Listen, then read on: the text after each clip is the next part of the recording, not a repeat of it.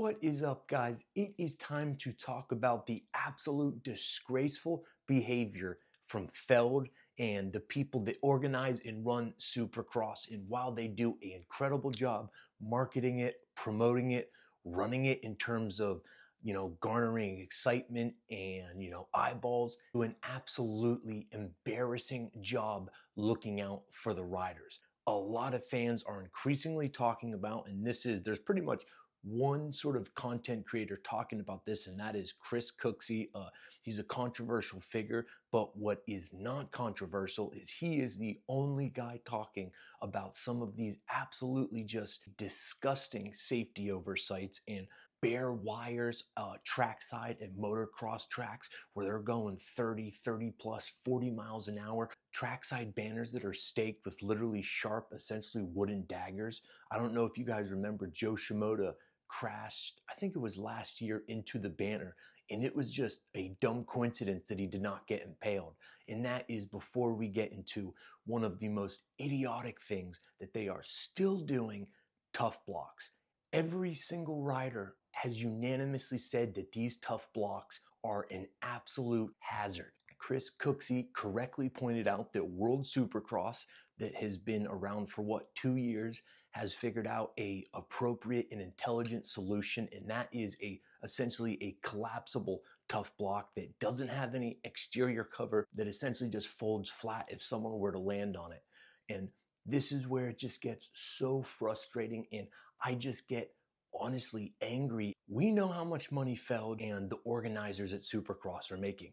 We know how much they charge for tickets because we see the ticket prices. And I know they've made a lot of hoopla about the money that they give away at the SMX playoffs. Guys, they make more money in one race than they give away at the entire SMX playoffs. I can almost promise you. I don't have the financials, but they are making more money, significantly more money in one race than they give away in the entire SMX playoffs.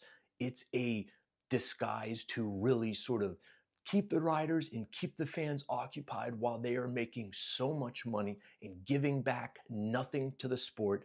The teams get absolutely boned. And again, Chris Cooksey is really the person that started this dialogue, but it's time for it to change because, as he pointed out, this is the biggest hurdle in growing this sport. Is right now a very small number of people are making 80+% of the money generated, and it's just not sustainable. And that's why we see team after team come into the sport and pretty quickly thereafter leave the sport. But the tough blocks in particular, we have seen some of the worst crashes of riders landing on it.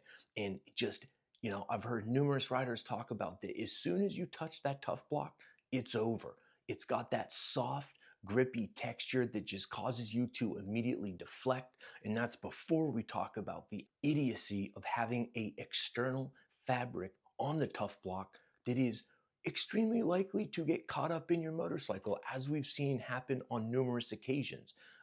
Jordan Smith, I believe in Anaheim 1, went by one and just snagged it and just stopped. And that wasn't a safety issue, but it's just not well suited for a sport that A, is as dangerous as it is, and B, has moving parts that are just prone for something to get caught up in the wheel. And there's numerous highlights of the external coverings of a tough block getting caught up in the wheel, and we know why they're so keen on using it. Advertising dollars, they get to put the sponsors on the tough block, and in my opinion, and other people's opinion, they're just too cheap. They don't want to spend whatever it would be, a couple $100,000, and it would literally be a one-time purchase.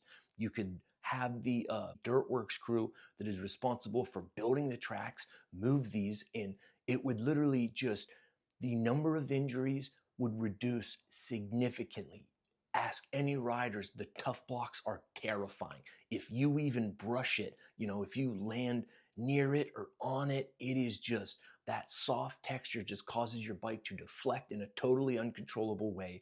And then that's before we factor in the stupid fabric getting caught in the bike. So this is just the tip of the iceberg. Let me know what you guys think. Do you agree? And just the more we talk about it, the better. And it is not a surprise that there was pretty much one person talking about it: Chris Cooksey, Johnny Hopper a little bit, but really Cooksey he's not sort of bowing to the industry. And yeah, he started the dialogue, and let's continue to increase it.